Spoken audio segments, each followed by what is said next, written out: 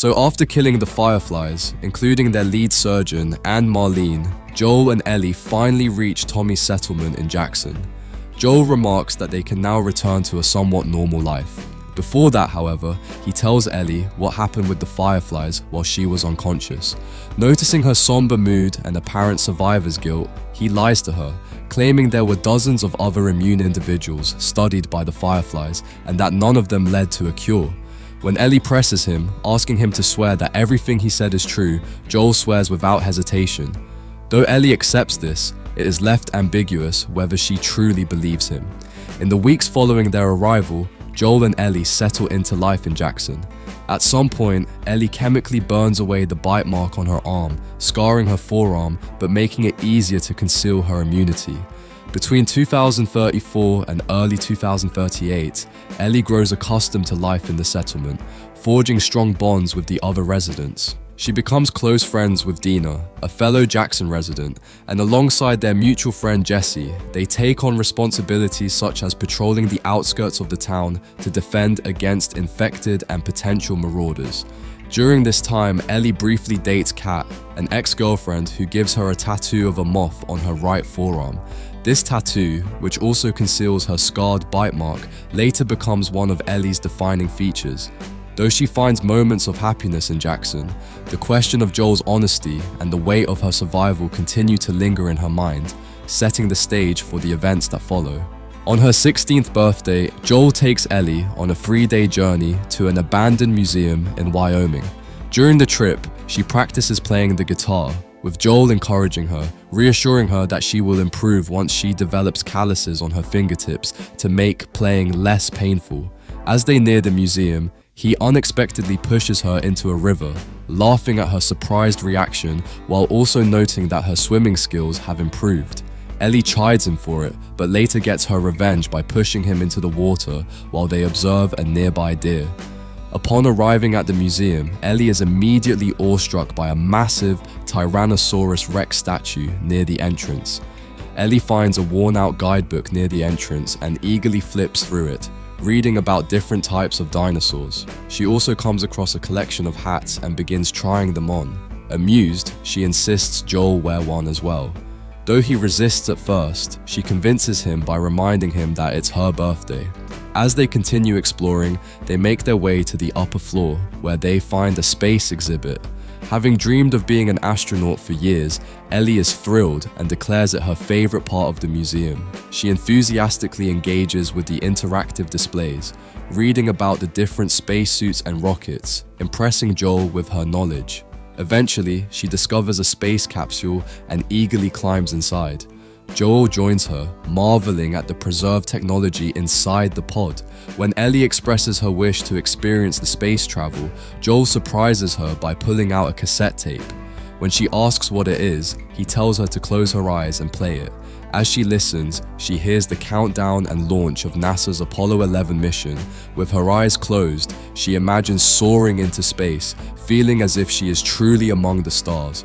Once the recording ends, she is deeply moved and thanks Joel, calling it the best birthday present she has ever received. Before they leave, Joel gives her a small astronaut pin, joking that it signifies her successful return to Earth. The moment becomes one of Ellie's most cherished memories, highlighting the depth of her bond with Joel, despite the underlying tensions from the past. Not wanting the day to end, Ellie insists that she and Joel explore the other building in the museum. Joel hesitates, revealing that he hasn't cleared it of infected, but Ellie, determined, swims and climbs inside anyway. As she explores, she comes across messages scrawled on the walls, left behind by a man who once sought refuge there.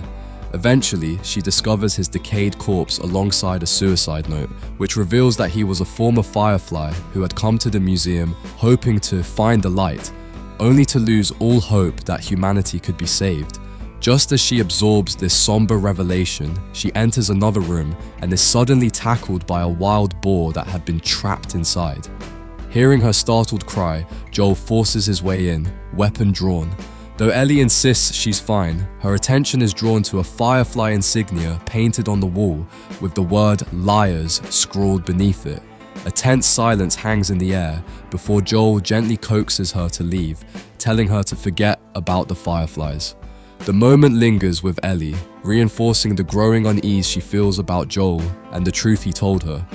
A year later, while out on patrol with Tommy, Ellie finds herself lost in thought, preoccupied with her romantic feelings. She's dating her friend Kat, but feels conflicted, wondering how Joel might react if he knew, and confused about how it affects her feelings for Dina. The two then return to a lookout lodge where they find Joel playing her guitar. He casually mentions that her strings need changing, which surprises Ellie. She hadn't realized they could wear down from extensive playing.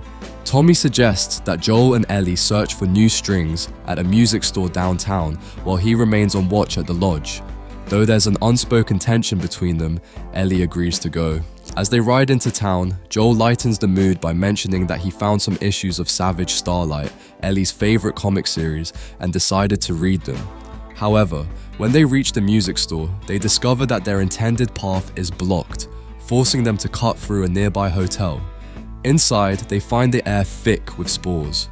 Though Ellie is immune, Joel insists she wear a gas mask anyway, in case they encounter other survivors who might become suspicious. As they navigate the ruined building, they take down numerous infected before being ambushed by a massive bloater. The hulking creature nearly kills Ellie, but Joel intervenes, attacking it with his machete. In a brutal struggle, he manages to sever its arm before finally killing it, saving Ellie's life. Making their way into the hotel's abandoned restaurant, they come across two bodies on the floor. One of a teenager shot dead, the other a mutated clicker. Before Ellie can react, the clicker twitches, still clinging to life. Joel immediately lunges forward, pinning it down and shooting it dead before it can attack. Shaken but grateful, Ellie thanks him. As she inspects the scene, she notices a note next to one of the bodies. The message, along with the fact that the backpacks bear the Jackson community's distinct J marking, reveals the heartbreaking truth. The two teenagers had run away from Jackson, hoping to find the Fireflies and help save the world. Instead, they were ambushed and infected by a horde, leading to their deaths.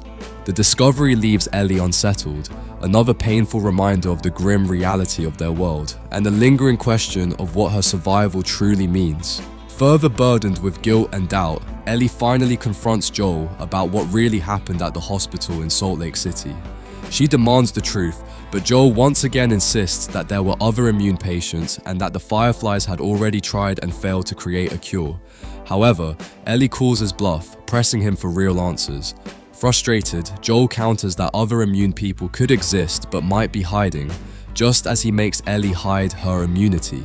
Sensing the conversation spiraling into dangerous territory, he abruptly shuts it down before she can challenge him further. Though dissatisfied, Ellie reluctantly lets the matter drop, and the two leave to find Tommy, needing his help to carry the corpses they had discovered back to their families in Jackson. Despite Joel's evasiveness, Ellie cannot shake the feeling that he has been lying to her all along. Determined to uncover the truth, she secretly sneaks out of Jackson in the middle of the night, leaving behind only a note for Joel. She embarks on a long journey back to St. Mary's Hospital in Salt Lake City, retracing the path that had once led her to the Fireflies. Upon arriving, she finds the hospital completely abandoned, a haunting shell of what it once was. Searching through the remnants left behind, she eventually discovers a tape recording from Mel, a former Firefly, which delivers the confirmation she dreads. Ellie was the only known immune person, and the lead surgeon was the only doctor capable of creating a vaccine. With him dead, any hope of a cure had died with him. As Ellie sits outside the ruined hospital, replaying the recording in her hands, she hears the sound of approaching hooves. She turns to see Joel riding toward her. Having tracked her down after finding her note, he leaps off his horse, immediately relieved that she is safe, and pulls her into a tight embrace. But Ellie, her mind reeling with anger and heartbreak, pushes him away. She demands the truth one last time and gives him an ultimatum. If he lies again, she will leave him forever. Joel hesitates, the weight of his choice pressing down on him, but this time he cannot bring himself to lie. With a heavy heart, he finally confesses. The Fireflies were prepared to kill her to extract the cordyceps in her brain and create a vaccine, so he stopped them. He killed the doctors. He killed Marlene. He took her away, knowing full well that it meant humanity would never get a cure. The truth shatters Ellie. She had spent years believing that her immunity had a purpose, that she had survived for a reason, only to learn that Joel had taken that choice away from her. She barely speaks as they mount their horses to return to Jackson. The ride back is silent, filled with a deep and irreversible rift between them.